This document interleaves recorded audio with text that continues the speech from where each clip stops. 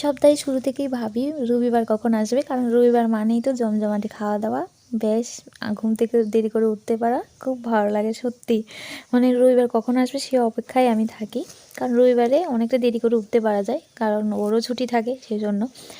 তো এই যে আজকে উঠেছিও দেরি করে, 8টা বাজে প্রায়। তো ঘুম থেকে উঠে স্নান পুজো সেরে নিয়েছি। তারপর ফ্রিজে একটু চিকেন ছিল, ওই দিন এনেছে যে, তো এটা একটু ভিজিয়ে রেখেছি। তো ভাতের হাঁড়িটা বসিয়ে এখন চা নিয়ে বসেছি, চাটা খাবো। সত্যি যখন ছোটোবেলায় স্কুলে যেতাম তখন ভাবতাম কখন রবিবার আসবে। সত্যি রবিবার দিনটা এতটা ভালো লাগতো, মানে স্কুলে যেতে হতো না, তারপর কোনো পড়াশুনো নেই, প্রাইভেট টিউটর নেই, সারাক্ষণ শুধু খেলা আর খেলা, মানে ভীষণ আনন্দে কাটাতাম রবিবার দিনটা। তো এখন মনে পড়ে যায় কথাগুলো।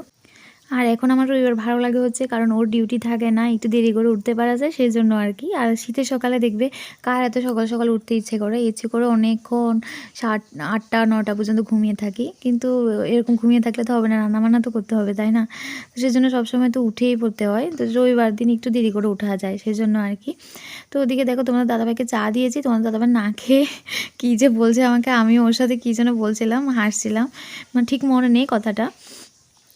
ও মোবাইল দেখছিল আর কথা বলছিল, কিসের কথা যেন বলছিল, হয়তো ফেসবুক না কি যেন দেখছিল, ওইটার থেকে কিছু একটা বলছিল, ঠিক মনে নেই আমার।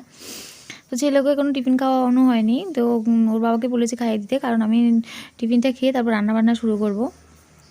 ইচ্ছে করে এই ছুটির দিনটাই একটু সুন্দর করে ঘুরে টুরে আসি, কিন্তু তোমাদের দাদাভাই এই হয়েছে একটাই, মানে কোথাও যেতেই চায় না। যদি বলি চলো না, সপ্তাহে একটা দিনে তো ছুটি, ঘুরে আসি কোথাও, ও বলে যাচ্ছি আজ না কাল, এরকমই করে। তো আমার তো ঘুরতে ভীষণ ভালো লাগে, কিন্তু তোমার দাদাভাই এমন না, ও মানে সপ্তাহে একটা দিন ছুটি পাবে, ও ভাবে এই একটা দিন ঘরে বসে কাটিয়ে দেবে, এরকম আর কি। কিন্তু আমি তো মানে সবসময় ঘরে থাকি না, তো সেই জন্য ইচ্ছে করে রবিবার দিনটা একটু ঘুরে টুরে আসি গিয়ে, তো এরকম মনে হয়, খুব ইচ্ছে করে। তো ওই যে তোমাদের দাদাভাই যেতে চায় না, তো মাঝে মাঝে বলার পর তারপর যায় আর কি। তো এখন ছেলের জন্য একটু খিচুড়ি রান্না করব। তো খিচুড়িটার মধ্যে দেবো হচ্ছে পালং শাক নিয়েছি, আর শিম নিয়েছিলাম, আর সজনে পাতা। তো এগুলো দিয়ে একসাথে খিচুড়িটা করে নেব। আর ওদিকে ডিমটাও সেদ্ধ করে রেখেছি, কারণ ও তো ডিম ছাড়া খাবেই না, খিচুড়ি খাওয়াতেই পারবো না, তো সেজন্য ডিমটাও ওর সাথে নিয়েছি।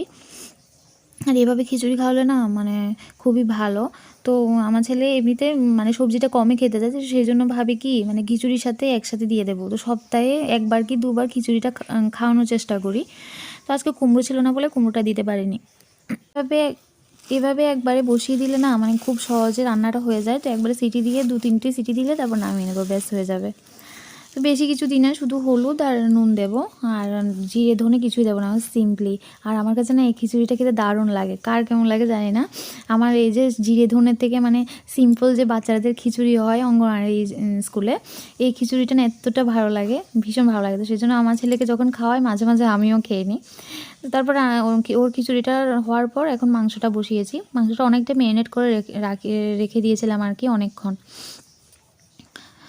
তো এই যে রান্নাবান্না হওয়ার পর তোমার দাদাভাই বলছে ভীষণ খিদে পেয়েছে, কারণ 10:30 কি 11টা বেজে গেছে, কারণ আজকে তো একটু দেরি করে উঠেছি সেই জন্য।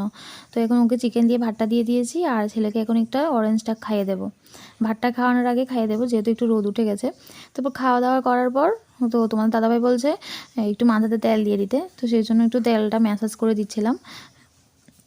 আর ও না একদমই তেল দিতে চায় না, দেখো সব চুল উঠে যাচ্ছে, আর তেল না দিলে দেখবে চুল এমনিতেই উঠে যায়। ও তো তেল দিতেই যায় না, মনে হয় আজকে মনে হয় 6 মাসে না 9 মাসে এই মাথার মধ্যে আমি তেল দিচ্ছি, তেল দিতেই চায় না। নারকেল তেলটা দিয়ে দিচ্ছিলাম আর কি। আমাদের বিয়ের আগে তোমাদের দাদাভাই সৌদি আরবে থাকতো, ওখানে 2-3 বছর থেকেছে। তো ওইখান থেকে আসার পর থেকে চুল ওঠা শুরু হয়ে গেছে, কারণ ওখানে জল নাকি একদমই ভালো না, আর ও নাকি মানে অনেক কালার ইউজ করেছিল চুলে অনেক বিয়ের আগে আর কি। তো সেই জন্য আরও চুলটা ঝরে যাচ্ছে। আর আমি তো একদমই কালার ইউজ করি না, কারণ আমি জানি কালার ইউজ করলে চুলের 12টা বেজে যাবে, সেই জন্য। পেছনটাতে এক গাদা চুল আর সামনের দিকে চুল নেই, ও বলছে আলগা চুল লাগিয়ে নেবে। আর আলগা চুল লাগালে দেখবে কিছুদিন পর পরে সাইডগুলো কাটতে হবে, কারণ সাইডগুলো দিয়ে তো বাড়বে, তো সেই জন্য সমান করে করে আনতে হবে। তো এটা একটা ভেজাল না। আর ও কিছুদিন আগে একটা তেল নিয়েছে 1200 না 1400 টাকা দিয়ে, কাজের কাজ কিছুই হয়নি, এখন পড়ে আছে ঘরে। তো দুপুরবেলাতে আমার ছোট পিসি এসেছিলো, ওনার ভোগ লাগিয়েছিল আর কি, কারণ ওনারা তো এখন নিরামিষ খায়। তো মেজো পিসির জন্য নিয়ে এসেছে, আমাদের জন্য নিয়ে এসেছে খিচুড়ি আর ভাজা টাজা করে ঠাকুরকে ভোগ লাগিয়েছিল, তো ওইগুলোই এনেছে। তো ভেবেছিলাম দুপুরবেলা দম বিরিয়ানি করব, তো এখন এগুলো যেহেতু এনেছে এখন এগুলোই খেয়ে নেব। এখন আর দম বিরিয়ানি করব না। আর আমার ছেলের জন্য এখানে আপেল আর কমলা এনেছিল। তো এখন রাত্রিবেলাতে ভাবছি না দম বিরিয়ানিটা করে নিই, কারণ যেহেতু তোমাদের দাদাভাইও বলছিল খাবে। তো এই যে এখন বেরেস্তা করব, পেঁয়াজটা কেটে নিয়েছি আর এখানে লং, দম বিরিয়ানিতে যা যা লাগে সব কিছু এখানে দিয়েছি। লং, এলাচ, তারপর দারচিনি, বিরিয়ানির মশলা, গোলাপ জল, কেওড়া জল, দুধ, তারপর বাটার। ঘরে ঘি ছিল না, তো সেই জন্য বাটারটা ইউজ করছি। আর ওদিকে চিকেনটা তো সকালবেলায় করে রেখেছি। আর এদিকে বেরেস্তাটা ভাজছিলাম। তো তোমাদের দাদাভাই বলছিল ঘি নিয়ে কী হয়েছে, বাটারটা দিয়ে করে নাও, তো সেই জন্য করে নিলাম। ভীষণ একটা ভালো স্মেল আসে যখন মানে ঢাকনাটা খুলছিলাম না, দারুণ লাগে খেতে। আর দোকানদাররা আমি দেখেছি কি দোকানে সবসময় মাংসটা কাঁচাই ইউজ করে তারপর একবারে রান্না করে আর কি। আমার কাছে কেন জানি ওইটা ভালো লাগে না, চিকেনটা আগে রান্না করে তারপর বিরিয়ানিটা করি, ভীষণ ভালো লাগে এভাবে খেতে। তো আমার এই আজকের ব্লগটা অনেকটা ছোটো হয়ে গেছে। ব্লগটা কেমন লেগেছে অবশ্যই কমেন্টে জানিও। দেখা হবে নেক্সট ভিডিওতে। সবাই ভালো থাকবে, টাটা।